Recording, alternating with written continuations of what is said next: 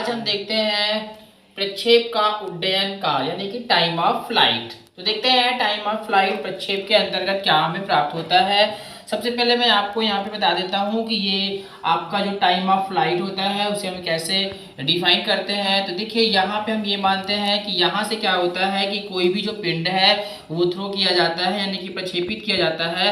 तो वो क्या होता है स्टार्टिंग में ऊपर की ओर जाता है और कब तक ऊपर की ओर जाता है, जब तक कि उसका अंतिम जो वेग है वो क्या नहीं हो जाता है, जीरो नहीं होता है। जैसे ही उसका वेग जो जीरो होता है वहां से क्या होता है, वो जो पिंड है वो नीचे की ओर आना शुरू कर देता है। तो देखिए यहाँ पे हम क्या करेंगे कि जितने समय में वो ऊपर की ओर जाता है तो हम उसे मान लेते हैं यहाँ पे t1, और ठीक यहीं से क्या होगा, जब वो नीचे आएगा तो हम इसे डिवाइड कर लेंगे t2 में। कहने का मतलब ये है कि जितना समय उसको ऊपर जाने में लगता है ठीक उतना ही समय उसे नीचे आने में भी लगता है। और इस टोटल टाइम को आप क्या कहते हैं यहाँ पर, फ्लाइट यानी कि टाइम ऑफ फ्लाइट, प्रक्षेप का उड्डयन काल उसे कहते हैं। मैं एक बार फिर से बता देता हूं। देखिए प्रक्षेप गति के अंतर्गत जब आप किसी पिंड को प्रक्षेपित करते हैं तो जितने समय में वो ऊपर की ओर जाता है और ठीक जितना समय में क्या है वो नीचे की ओर आता है, मतलब ये कि ऊपर जाने और नीचे आने में लगा हुआ जो टोटल टाइम होता है उस टोटल टाइम को हम बोलते हैं टाइम ऑफ फ्लाइट यानी कि प्रक्षेप का उड्डयन काल। तो चलिए हम यहाँ पे शुरू करते हैं, देखते हैं यहाँ पे टाइम ऑफ फ्लाइट हमें कितना प्राप्त होता है। देखते हैं, चलिए सबसे पहले हम यहाँ पर दे लेते हैं। यहाँ पे आपको देखना है, जैसे मैंने अभी भी बताया है, यहाँ पे जो टाइम ऑफ फ्लाइट आप निकालेंगे, जो गति है आपके पिंड की, जो वेलोसिटी है वो एकदम से क्या है, पूरी तरह से वर्टिकल है। मतलब ये ऊपर की ओर जाएगा और वापस नीचे की ओर आएगा। तो इसकी जो वेलोसिटी होगी टोटल क्या होगी, वर्टिकल होगी, ऊर्ध्वाधर होगी। तो हम यहाँ पे बता देते हैं, सबसे पहले इसका क्या हो जाएगा, आपका प्रारंभिक वेग। इसका प्रारंभिक वेग देख लेते हैं कितना प्राप्त होता है। ये हो जाएगा आपका प्रारंभिक वेग यू वाई, क्योंकि यहाँ पे यू वाई प्राप्त होगा क्योंकि ये जो वेलोसिटी है वो पूरी तरह से क्या है, वर्टिकल है। तो यू वाई इक्वल टू क्या हो जाएगा, you sine theta. You sine theta हम आपको एक बार फिर से डिफाइन कर देते हैं। देखिए ये हो जाएगा वर्टिकल और ये हो जाएगा आपका हॉरिजॉन्टल।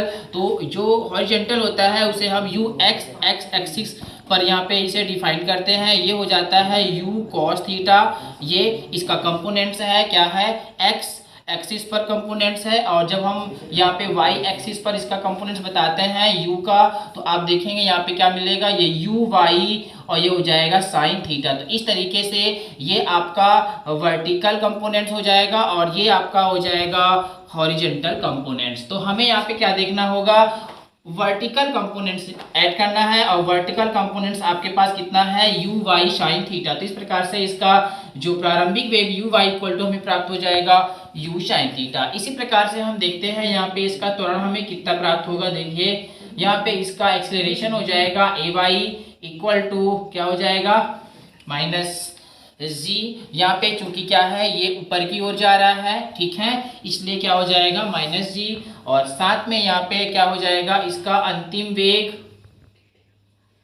लास्ट वेलोसिटी देख लेते हैं, इसका क्या हो जाएगा, वी वाई इक्वल टू क्या हो जाएगा, जीरो। क्योंकि कब तक ऊपर की ओर जाता है, जहां तक उसका वेग क्या होता है, जीरो नहीं हो रहा है। जहां पे जीरो होता है वो उसकी क्या है, अधिकतम हाइट होती है। इस प्रकार से हम सिर्फ ऊपर जाने का ही, यहाँ से यहाँ तक ऊपर जाने में उसे लगा हुआ जो टाइम है वो हम यहाँ पे नोट करने, जीरो हो गया।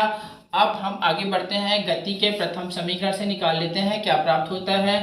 गति के प्रथम समीकरण से, तो गति का प्रथम समीकरण में क्या मिलता है, v equal to U plus क्या होता है, एटी। अब यहाँ पे आप देखेंगे इसे आप वर्टिकल में कन्वर्ट करेंगे तो ये हो जाएगा वी वाई इक्वल टू हो जाएगा U Y plus A Y into क्या हो जाएगा टी। इसे हमने क्या किया है, देखिए वर्टिकल में इसे कन्वर्ट कर दिया है ऊर्ध्वाधर के अंतर्गत। अब आगे देखते हैं, इन सभी की वैल्यू जो है हम यहाँ पे पुट कर देते हैं। वी वाई की वैल्यू कितनी है, जीरो। यू वाई की वैल्यू कितनी है, आप देखेंगे U sine theta plus A Y की वैल्यू कितनी है, माइनस जी। और साथ में आपके पास टी तो है ही है, क्योंकि ऊपर जाने में लगा हुआ समय कितना है, यहाँ पर हमने लिया है टी। आगे बढ़ते हैं, यहाँ पे आप देखेंगे ये हो जाएगा यू साइन थीटा और ये प्लस और माइनस से क्या हो जाएगा माइनस जीटी। हम जीटी का क्या करते हैं यहाँ पे पक्षांतर कर देते हैं, तो जीटी इक्वल टू हमें प्राप्त हो जाएगा यू साइन थीटा। हमें टी जो है डिफाइन करना है, तो ये टी इक्वल टू हमें प्राप्त हो जाएगा यू साइन थीटा अपॉन क्या हो जाएगा जी।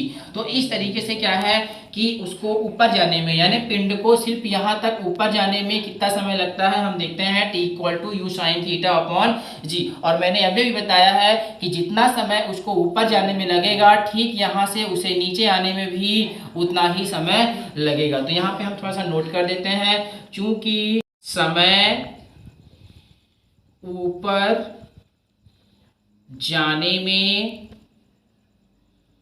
लगता है, ठीक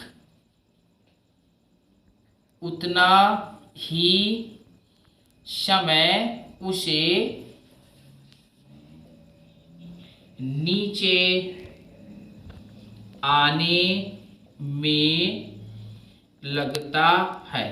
अतः क्या हो जाएगा, देखिए ये हो जाएगा, हम क्या है जो आपका टाइम ऑफ फ्लाइट है हम उसे कैपिटल टी से शो कर सकते हैं। तो इस तरह से हो जाएगा टी इक्वल टू, आप देखेंगे ये हो गया आपका ऊपर जाने का टाइम और प्लस ये हो गया आपका वापस नीचे आने के लिए टाइम। तो दोनों को हम ऐड करेंगे तो टी इक्वल टू क्या हो जाएगा 2t, और टी की जो वैल्यू है आप यहाँ पे फाइंड आउट कर चुके हैं। तो टी इक्वल टू ये 2 और टी की वैल्यू आप देखेंगे क्या हो जाएगा यू साइन थीटा अपॉन क्या हो जाएगा जी। तो इस तरीके से क्या होता है टाइम ऑफ फ्लाइट हमें प्राप्त होता है T equal to 2u sine theta upon G. Thanks for watching.